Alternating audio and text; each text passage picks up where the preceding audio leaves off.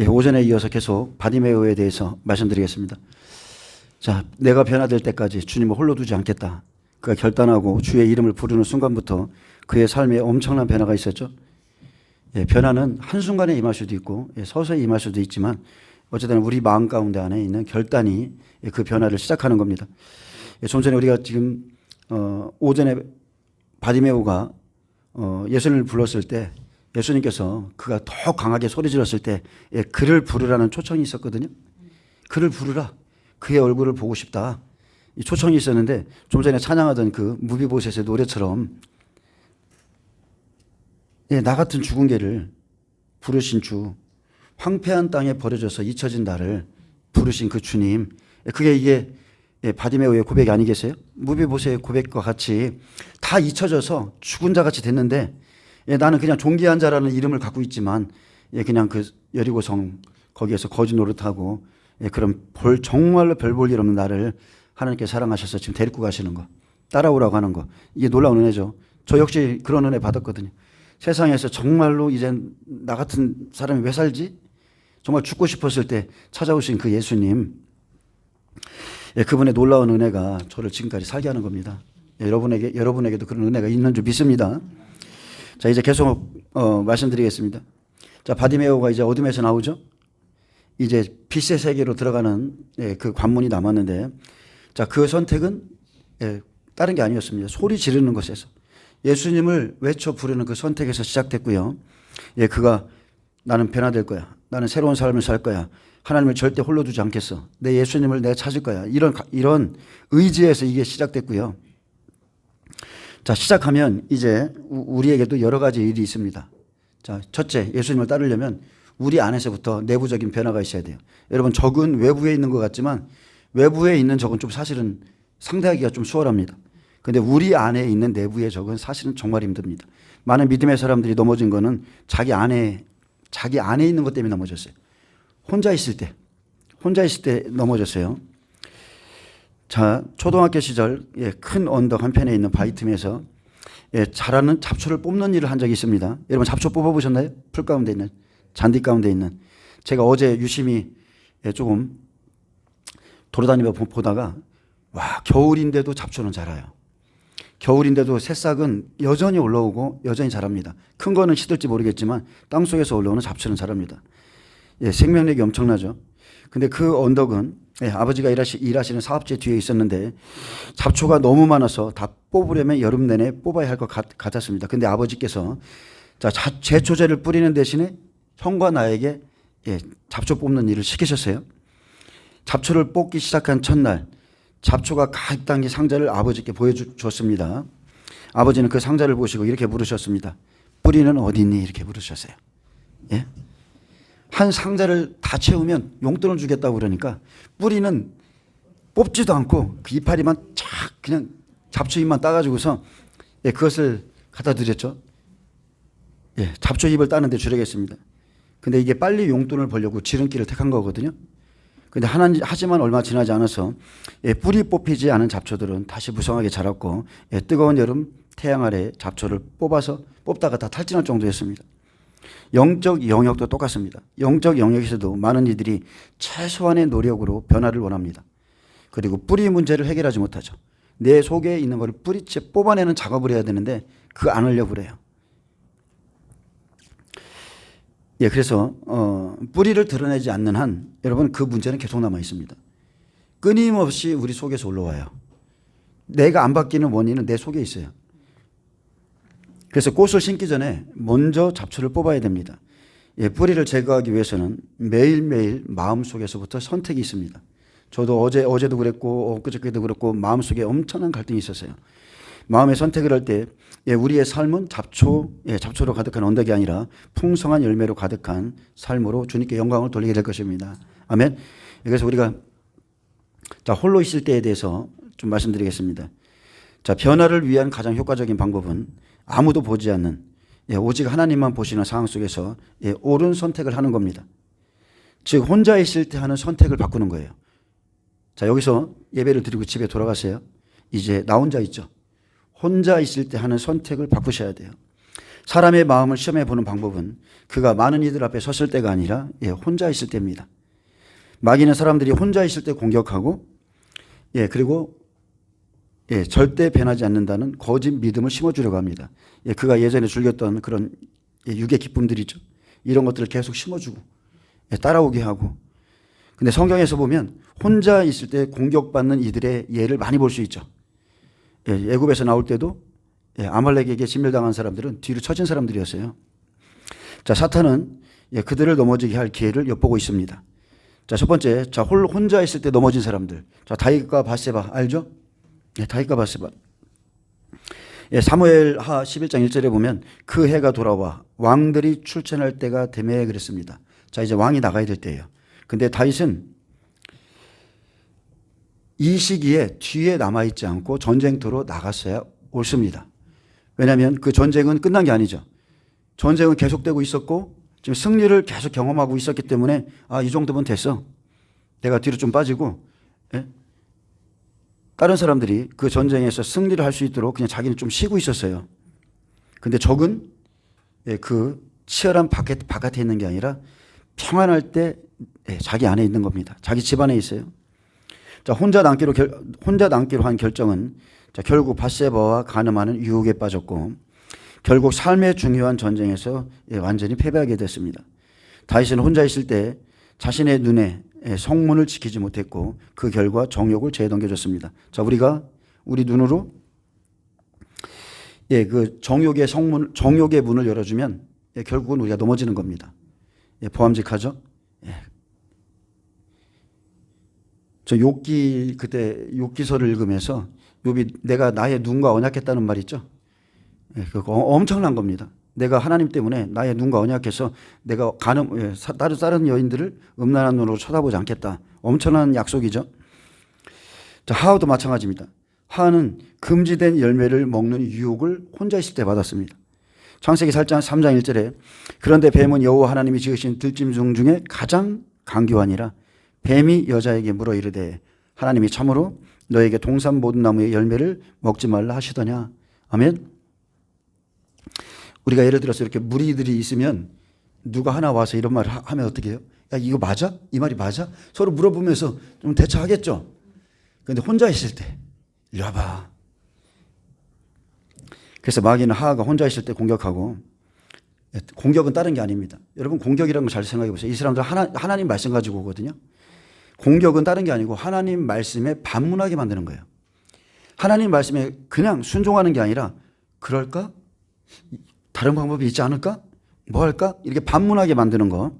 그래서 하하는 하나님 말씀에 순종하지 않았고 자, 그때부터 마귀의 논리에 따라서 사고하기 시작했다는 겁니다.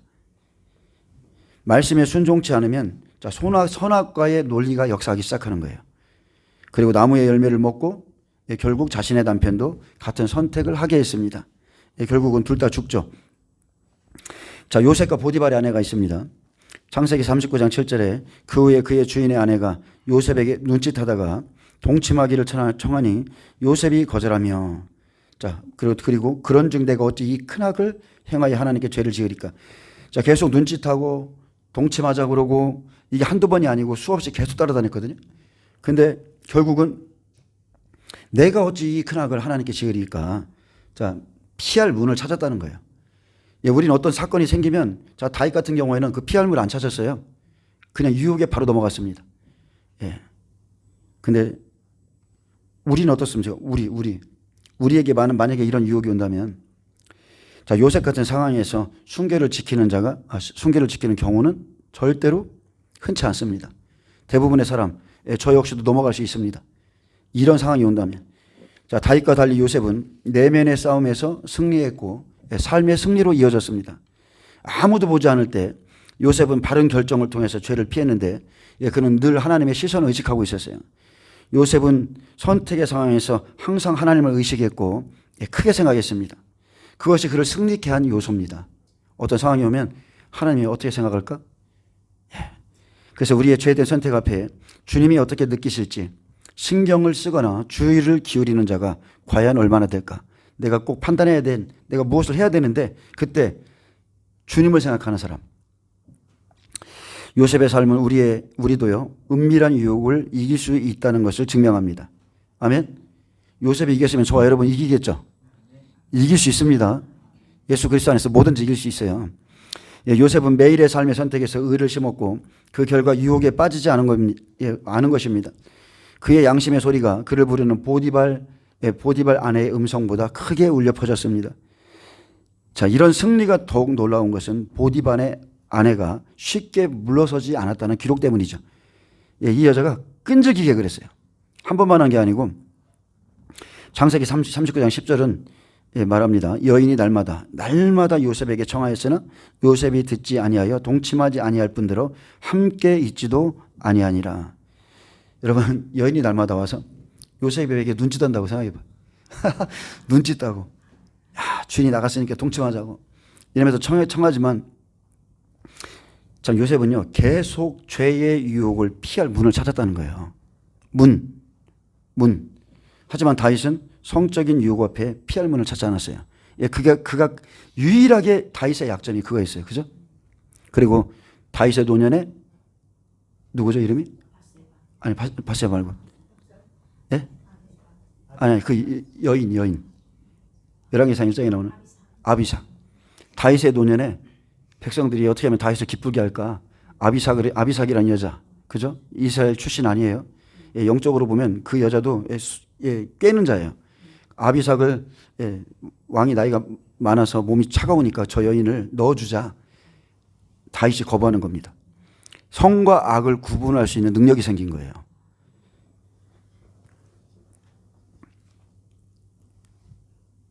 자, 다윗은 모든 것에 다 강했는데 성적 유혹 앞에는 피할 문을 찾지 않았고요. 오히려 그는 즐겼습니다. 바세바를 집으로 초대했어요. 우리가 거절하지 않고 이렇게 유혹을 집에 들일 때에 그것은 우리를 파괴합니다. 이런 유혹은 쉽지 않아요. 달콤하거든요. 그래서 우리는 요셉처럼 고백해야 됩니다. 내가 어찌 이 큰 악을 행하여 하나님께 죄를 지으리까? 나는 하나님께 결코 죄를 짓지 않을 것이다. 이렇게 여러분 다짐하셔야 돼요. 고백하셔야 됩니다. 그래서 이 모든 것은 변화하고 승리하기 원하는 마음의 결단에서부터 시작합니다. 영적 전쟁할 때도 똑같습니다. 큰 그 대적이 내 앞에 있으면 막 부르짖고 하나님을 찾고 하다가 조금 잠잠해지고 삶의 문제가 풀어지고 마귀가 나를 좀 덜 괴롭히면 어떻게 해요? 느슨해져서 그때 또 넘어가는 거예요. 영적 원리는 똑같아요. 삼손과 들릴라도 있습니다. 사사기 16장 4절에 보면 이후에 삼손이 소래 골짜기에 들릴라라 이름하는 여인을 사랑하며, 삼손은 그래서 혼자만의 시간에 창기 들릴라와 함께 시간을 보내며 죄 속에 뒹굴었습니다. 그는 나시린이죠. 근데 이방 여인, 그것도 이방 여인 중에서도 창기라고 그랬어요. 근데 그와 함께 시간 보내면서 죄 속에 뒹굴었습니다. 그는 혼자 있는 시간에 들릴라와 함께 하지 말았어야 됩니다. 그래서 지금 오늘 이 말씀만 봐도 혼자 있는 시간에 주로 하는 것이 우리 마음의 주된 관심사고, 우리의 애정이 어디 있는지를 잘 보여주죠. 삼손은 요셉과 달리 양심의 소리를 듣지 못했습니다. 대신 자신을 부르는 들릴라의 음성의 마음을 빼앗겨서 그에게 비밀을 알려줌으로 인해서 눈이 뽑혔어요. 사실 삼손을 보면 자세히 보면 예수님의 예표잖아요. 삼손은 양팔을 벌리고 사랑하는 그 죄인 된 여자 때문에 죽으신 예수님의 예표인데, 우리의 삶에 우리의 삶에요, 우리는 외적인 힘을 가질 수 있습니다. 즉 삼손에게 외적인 힘이 있었죠. 엄청난 큰 힘이 있었어요. 근데 그의 내면의 힘은 부족하다는 거예요. 하나님을 향한 내면의 힘은 부족해요. 그래서 성경의 네 인물 중에 유혹을 이긴 이는 요셉뿐입니다. 요셉은 마지막 때 사람이죠. 아브라함, 이삭, 야곱, 성령 시대 마치면 요셉입니다. 요셉 마지막 때 죄의 유혹을 이긴 자 요셉이에요. 그래서 넘어진 자들은 육에 넘어진 겁니다. 육체에 자신을 내어줘서 넘어진 거예요. 그래서 원수는 우리를 유혹하는 방법을 지금도 똑같이 고수하고 있는데, 그런 육신의 정욕과 안목의 정욕과 이생의 자랑을 사용해서 우리를 계속 유혹합니다. 그래서 요한일서 2장 16절엔 이는 세상에 있는 모든 것이 육신의 정욕과 안목의 정욕과 이생의 자랑이니 다 아버지께로 온 것이 아니요 세상으로부터 온 것이라. 여러분, 세상에 영이 있습니다. 세상의 것. 그래서 이 세상 것들을 통해 마귀는 우리를 깨어내죠. 그것을 통해서 하나님과 격리시키고자 합니다. 여러분, 내면의 싸움이요, 외적인 싸움보다 엄청 더 심합니다. 오죽했으면 사도 바울이 로마서 7장에 내 안에 다른 법이 있고 다른 지체가 있고 다 이 사망의 몸에서 나를 좀 건져달라고 그랬어요. 이 사망의 몸에서 제발 나 좀 건져달라. 여러분, 이 싸움이 우리에게 매일 있습니다. 매일. 누군가는 크게 승리한 자가 있을 것이고 아직도 치열하게 싸우는 자가 있을 거예요. 어쨌든 간에 이 싸움은 엄청난 겁니다. 사탄은 동산에서 선악을 알게 하는 나무의 열매를 먹도록 하와를 꿰었는데 이 꿰임을 받을 때에 여러분, 우리에게 엄청난 싸움이 있어요.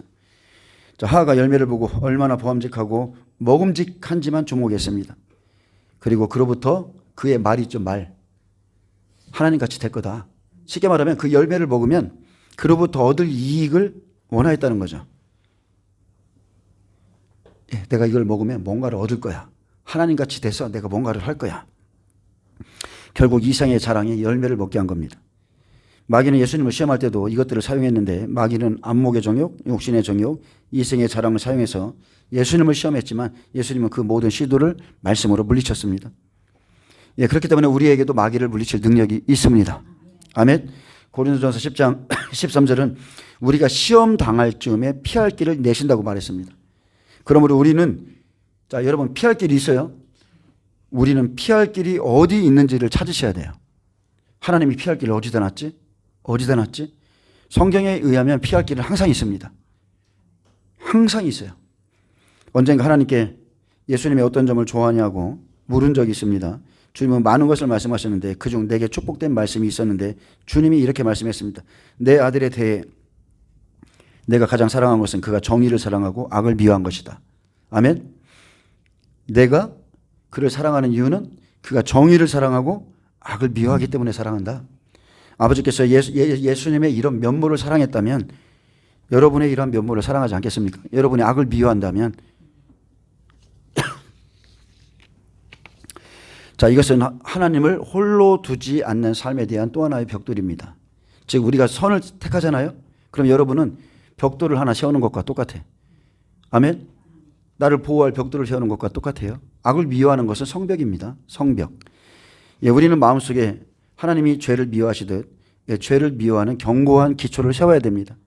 성경은 우리가 거듭났을 때 그리스도 안에서 새로운 피조물이 되었다고 합니다. 우리 영의 사람.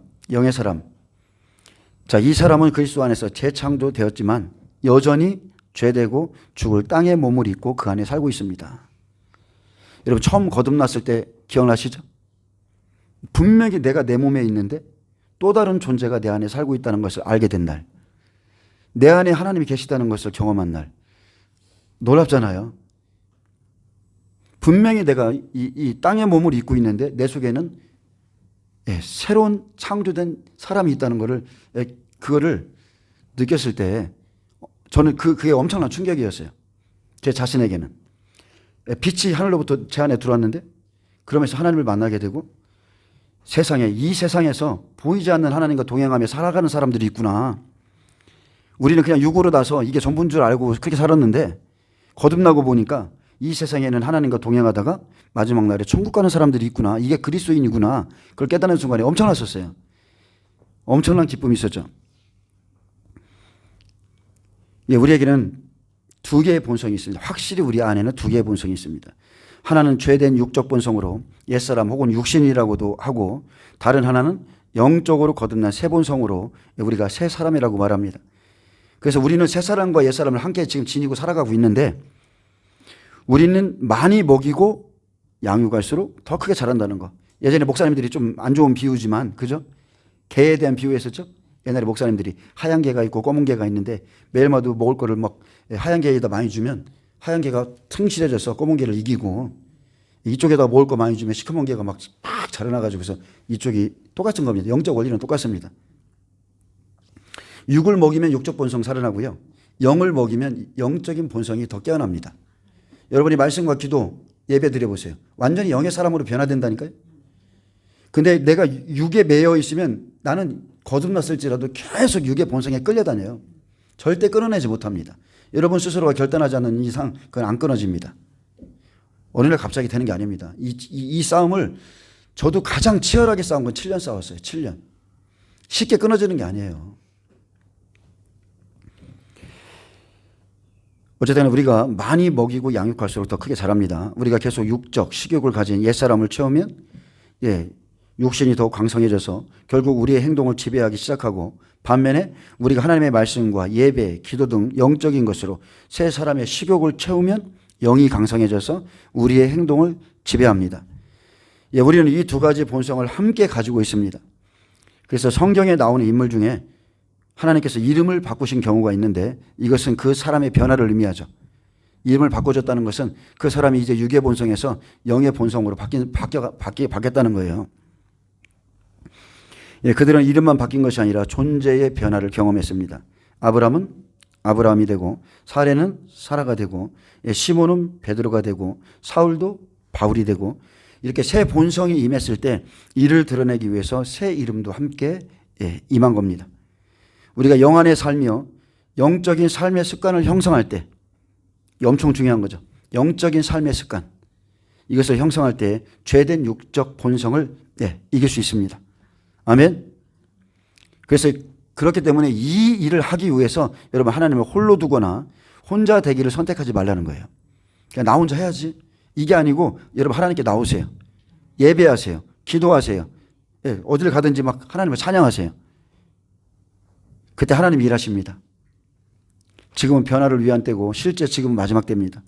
우리가 육적인 본성을 이기기 위한 몇 가지 지침이 있는데, 첫째, 기도와 경배를 통해서 하나님의 임재로 들어가는 겁니다. 두 번째, 매일의 선택, 날마다의 선택을 통해서 우리는 지금 공의를 심어야 되고요. 우리가 옛 본성이 죽었음을 깊이 생각하셔야 돼. 나는 죽었어. 나 같은 죄인, 버려진 나를 주님이 찾아오셔서 나를 구원하셨는데 나는 죽었어. 옛 본성이 죽었음을 깊이 생각하고, 죽은 자는 죄 짓지 않습니다. 맹인에게 눈을 뜨게 했는데, 앉은 맹인에게 일어나게 했는데 그 자리에 가서 앉아있고 거기서 뒹굴뒹굴하면 좋겠어요? 새로운 세계를 본 자는 그 자리에 못 있어요. 그리고 옷을 입듯이 그리스도의 새 방식을 입는 겁니다. 아멘. 옷, 보지 못했을 때, 맹인 되었을 때 그런 옷을 싹 벗어버리고 그리스도의 새 방식을 여러분 입으세요. 자, 이렇게 육적 본성을 굶기고 영을 먹이시기 바랍니다. 자, 여러분은 변화를 기대하셔야 됩니다. 자, 변화. 변화는 오직 예수님으로부터 시작되죠. 근데 절대 변하지 않는 사람들이 있습니다. 절대 안 변해요. 그 이유는 딱 하나입니다. 하나님께 변화를 구하면서 변화될 것을 기대하지 않기 때문에 그렇습니다. 실제 가장 깊은 마음 안에서 변화되고 싶지 않거든요.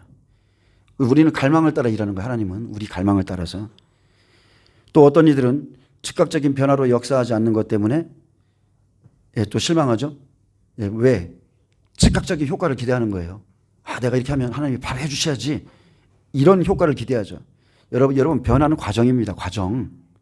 어느 날 갑자기 그냥 된 것 같지만, 된다 해도 그것은 어린아이고 변화는 과정이에요. 매일의 삶 속에서 변화를 바라보고 그 안으로 발을 딛는 선택이 있어야 됩니다. 자, 바디메오는 눈이 치유된 후 완전히 새로운 삶의 방식으로 살아야 됩니다.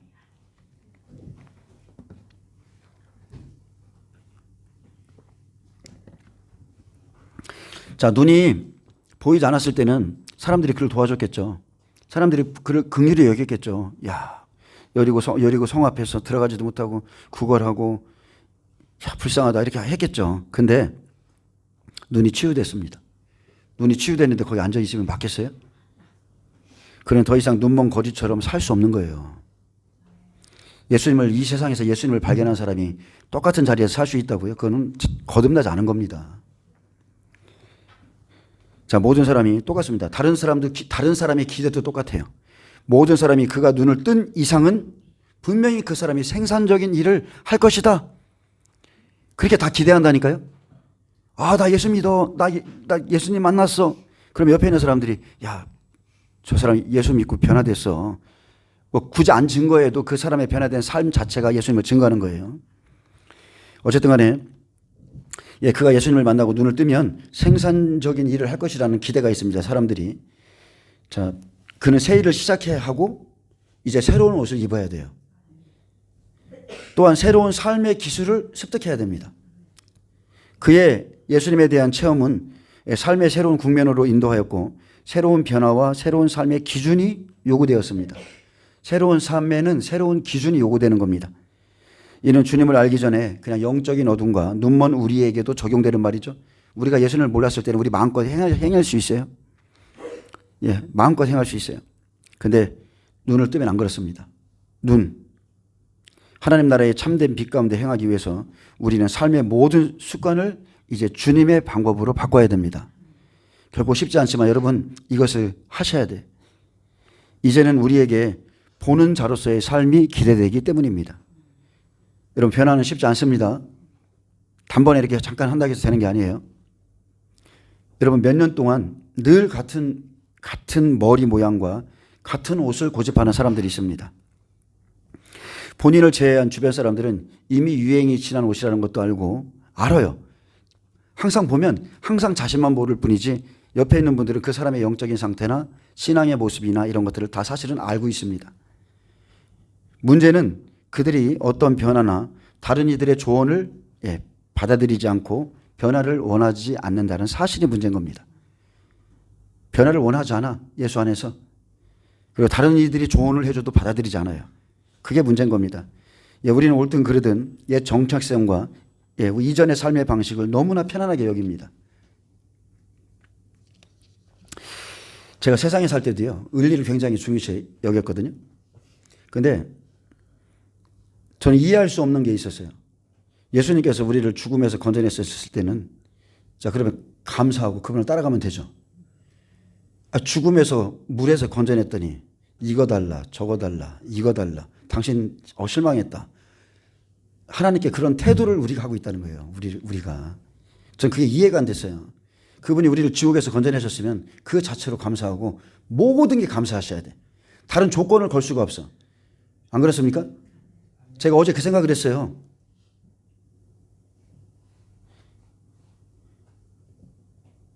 자, 부끄러운 얘기지만 자, 주일날 일을 해야 되기 때문에 교회를 못 나와.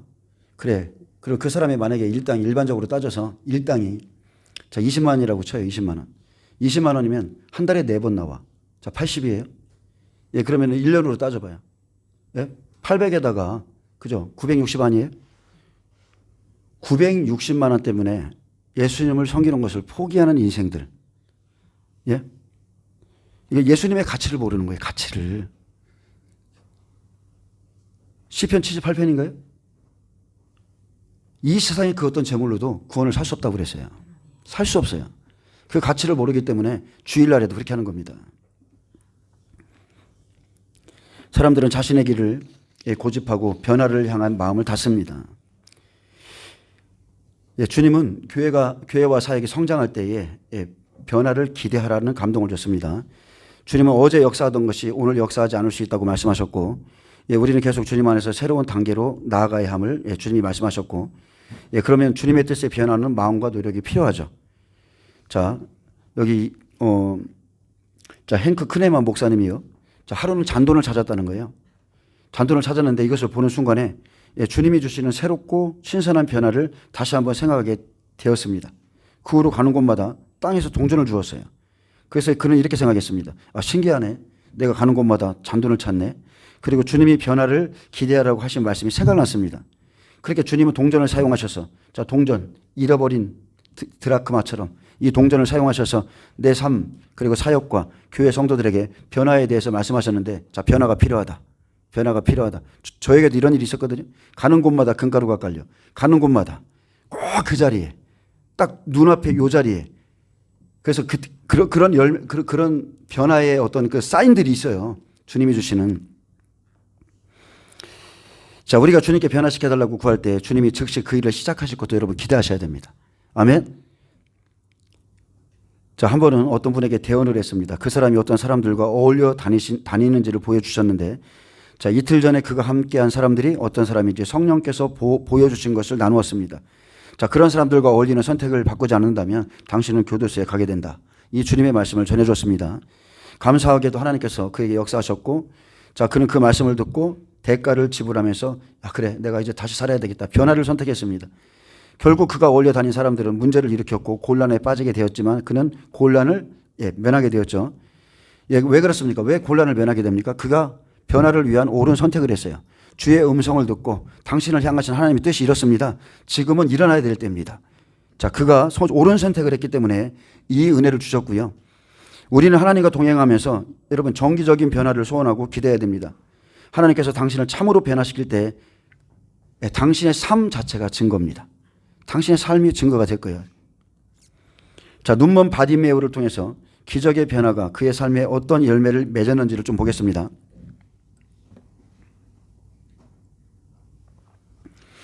오전 시간에 좀 짧게 말씀드렸는데 기적의 변화, 예수님을 부르면서 시작된 자, 첫 번째는 참된 회심입니다. 회심. 마가복음 10장 46절은 바디메오를 맹인 바디메오라고 말합니다. 맹인 바디메오. 즉 바디메오는 완전히 새로운 정체성으로 회심해야만 했습니다. 그는 어둠 속에 있었죠. 여전히 육체 안에서 살다가 이제서 빛으로 나왔어요. 그는 보지 못했는데 이제 보는 삶으로의 변화를 경험했습니다. 그는 이제 말하면 그냥 단순하게 말하면 더는 맹인이 아니라는 거예요. 여러분 맹인입니까? 우리는 빛을 체험했어요. 우리는 맹인이 아니에요. 한때 맹인이었지만 이제는 보게 되었고 보게 된 것 이것이 참된 회심입니다. 그리고 참된 회심은 예수님을 단순히 주님 우리 구원자야. 구원자로만 믿는 것이 아니라 주로 믿는 것. 예수님 우리의 주이시다. 주.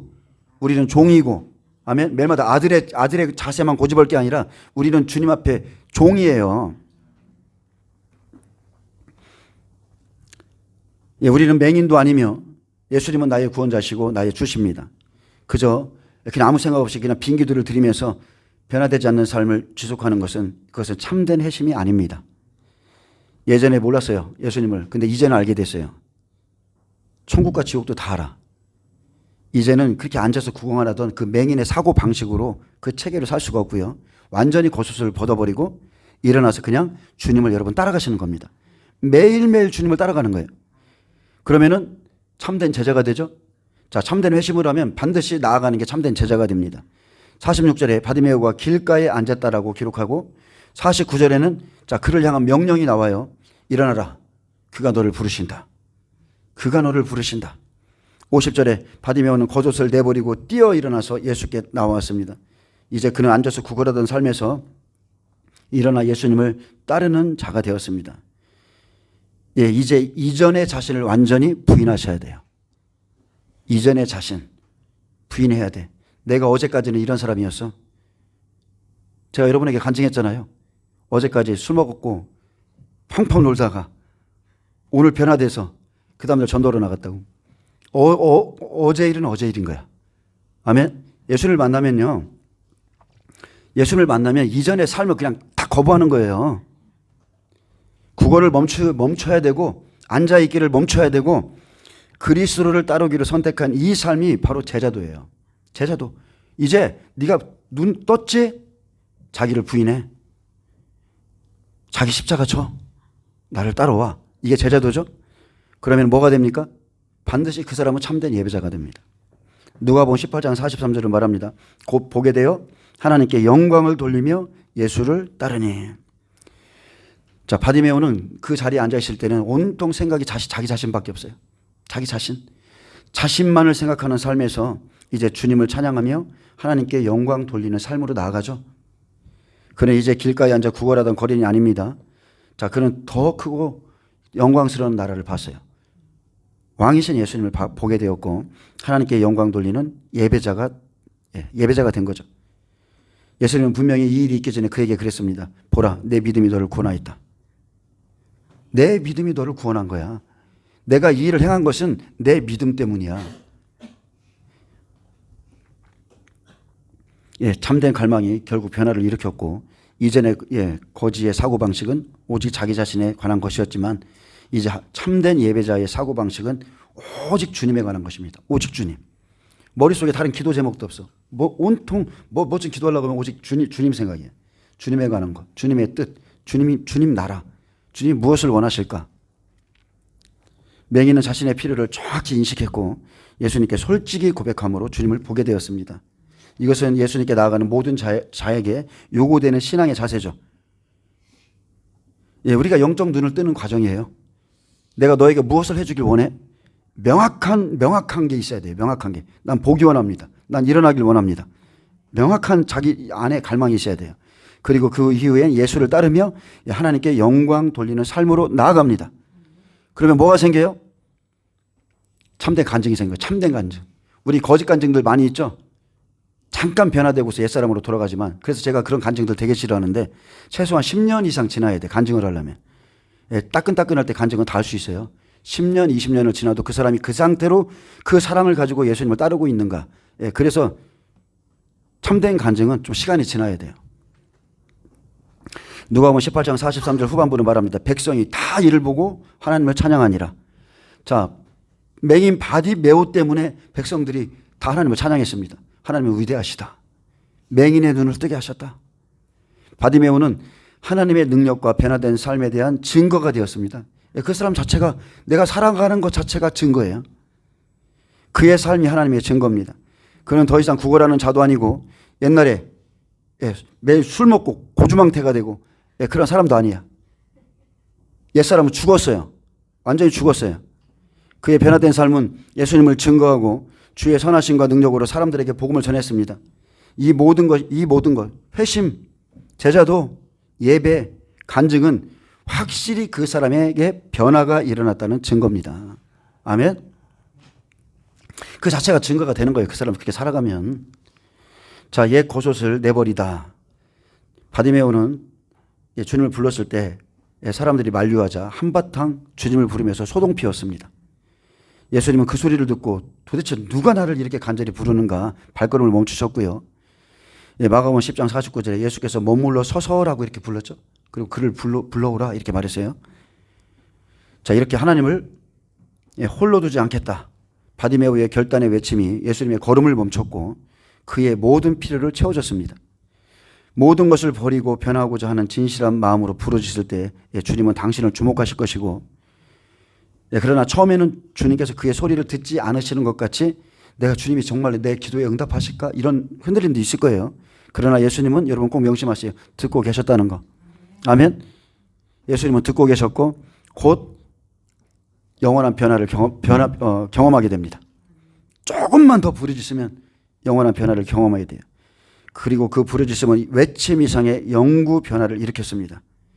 그리고 바디메오가 해야 할 행동이 있었습니다. 자, 그는 이 순간만, 이 은혜만이 아니라 앞으로의 삶에 대한 마음의 결단을 행동으로 드러내야 했습니다. 그래서 50절에 바디메오는 겉옷을 버리고 뛰어 예수님께로 다가왔습니다. 자, 이는 삶의 옛 습관을 기꺼이 버리는 행동이죠. 항상 그 옷을 입고 다녔는데, 적선할 때도 그 옷 입고 다니고, 쪼그려 앉아있을 때도 그 옷 입고 다니고 그랬는데 옛 습관을 기꺼이 버리는 행동이에요. 그래서 여러분 변화를 선택할 때 이에 맞는 따르는 행동을 취하지 않으면 원하는 열매를 절대 맺을 수 없습니다. 아멘. 누더기 같은 겉옷 우리 안에 얼마나 많습니까? 그죠? 각 사람에게 이런 겉옷이 있다니까. 우리에게도 많아요. 끊지 못하는 육의 잘못된 습관들, 욕체 소욕들 엄청 많아요. 이것을 벗어버리셔야 돼.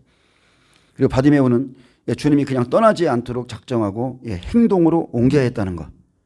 그래서 새 생명으로 나오기 위해서 예수님께서 나사로의 무덤 문에 그 돌을 옮겨놓으라고 그랬죠. 분명히 하나님이 하실 영역이 있고 사람이 행동으로 취해야 될 영역이 있어요. 제가 오전에 여러분에게 말한 것도 그 부분에 대한 제가 이렇게 생각을 해본 거예요. 어디까지가 하나님이 하실 일이고 내가 취해야 될 행동. 오전에 그것을 제가 걱정했던 것이고, 그래서 하나님이 하실 일은 하나님이 하시고 우리에게 뭔가 말을 하면 그 돌을 치우는 거는 우리의 몫이죠. 그것뿐입니까? 살아서 나오면 그 죽은 자가 살아서 나오면 그의 베옷을 벗겨주는 거, 묶인 것들 풀어주는 거, 묶인 거 풀어주는 것도 사람이 해야 될 일이에요. 바디메오도 이제 삶의 옛 습관의 겉옷을 이렇게 제거해야 되는 겁니다. 내가 하는 거예요. 내가. 하나님의 은혜를 주시면 내가 다 걷어내셔야 돼. 많은 이들이 옛 사고방식에 젖어 있습니다. 옛 습관 그대로 옛날에 했던 그 선택, 그런 행동의 겉옷 아래에서 계속 살아가고 있습니다. 그러나 이 모든 것이 재해지고 예, 우리는 주님의 형상으로 변화되어야 됩니다. 어쨌든 간에 이날 이 여리고에서 주인공은 이 사람이에요. 이 사람. 얼마나 많은 사람들이 예수님을 따랐겠습니까? 근데 주인공은 이 사람이라니까. 자, 어느 집회에서 성령님께서 교회 뒤쪽에 있는 한 남자에게 말을 걸라고 했습니다. 그런 성령 충만에 대한 그 설교가 탐탁치 않은 표정이었는데, 예, 나는 그에게 하나님은 살아계시고 진짜의 심을 나타내기 원하신다고 말했습니다. 그리고 초자연적 표적으로 그의 삶이 완전히 변화될 것이라고 말했습니다. 그리고 그때 성령이 주신 감동. 혹시 당신 주머니 속에 들어있는 담배 상표가 이것입니까? 나는 그가 피고 있는 담배 상표를 말했고 그는 충격을 받은 듯 바로 대답했습니다. 네, 그렇습니다. 나는 주님이 그를 사랑하시고 원하면 주님이 그의 금연을 도와주실 거라는 말을 전해줬습니다. 하지만 무엇보다도 하나님께서 그의 모든 삶을 변화시키기 원하신다고 말해줬습니다. 자, 이 말을 들은 그는 그랬어요. 자, 선택이죠. 여러분, 저도 교회에 간 첫날에 그 대형교회 그 앞에 정식으로 간 건 아니지만, 그 교회 본관 입구에 재터리가 있었어요. 그래서 한 대 피고 들어오나 보다. 하나님을 만나려면 담배를 한 대 피워야 되나 보다. 어쨌든 담배를 한 대 피고 그렇게 하고서 그 자리에 들어갔다가 그 성령의 감동을 받은 거예요. 그 성령의 감동. 그래서 뭔가가 있네, 교회 안에. 교회 안에 뭔가가 있네. 그래서 그 어머니가 초청했던 그 시골의 부회에 갔다가 거기서 하나님이 터치하시고. 하나님은 우리에게 이런 감동이나 어떤 터치나 말씀을 듣게 해요. 그리고 자, 이 말을 듣는 그의 선택만이 남아있는 겁니다. 자, 그는 두려움이 생겼습니다. 두려움이 생겼는데 자신에게 익숙한 이 옛것을 붙드는 선택을 할 것인가? 근데 그는 안 그랬어요. 그걸 딱 듣자마자 삶의 옛 습관을 버리고 주님 안에서 영광스럽게 변화되는 길을 선택했고, 그래서 하나님은 그를 도와주셨죠. 말씀 그대로 이루셨어요. 그리고 변화란 다른 게 아닙니다. 우리의 삶에서 매일 이루어지는 선택을 통해 이루어지는 겁니다. 매일 선택하는. 아, 나 오늘 힘들어. 아, 교회 안 나갈 거야. 아, 오늘 힘들어. 기도 안 나갈 거야. 그래도 선택하고 다시 한번 생각하고 선택하고 이러면서 하나님께 가까이 갈 때, 그래서 변화가 이루어지는 거고요. 열매가 맺게 되는 거예요. 여러분, 이것은 한번 결정하면 끝나는 게 아니거든요. 그냥 한번 딱 결정하고, 아, 그래, 그렇게 하고 말지. 여러분, 이러면 얼마나 좋겠어요. 광야에 딱 들어갈 때 어떻게 해요? 광야로 바로 집어넣으면 좀 문제가 있겠죠. 홍해 앞에서 하나님께서 그래서 영광을 주시는 거예요. 영광. 하나님의 큰 영광. 뒤에 애국 군대들 마귀들 쫓아오는 거 한 번에 다 멸해 주시고, 그 바다를 걸을 수 있도록 그 하나님의 큰 영광을 보여준 다음에 광야로 딱 들어가자마자 3일 만에 3일도 안 가서 물이 써. 여기 왜 이렇게 물이 써? 이러면서 막 원망불평 나오죠. 그리고 분명히 그랬어요. 이 길을 돌아가지 않으면 이 사람들은 전쟁하기 싫어서 도망갈 거라고 그랬어요. 그래서 때에 맞게끔 그 사람에게 걸어갈 수 있는 길을 주시는 거예요. 이 사람은 전쟁하기 싫어하고 무서워하는데 마귀가 와서 이 사람 팍 저처럼 이렇게 공격한다고 해봐요. 도망간다니까. 엊그저께 식당에 갔었죠. 거기서 한 분이 얘기했죠. 예수님 믿으시라고. 그때 나는 불교 믿어요. 그리고 그 사람이 그랬어요. 교회에 갔다가 난 무서워서 나왔다. 교회 갔더니 사람들이 이상한 소리로 막 큰 소리로 막 울면서 기도하더라. 깜짝 놀라서 도망 나왔다는 거예요.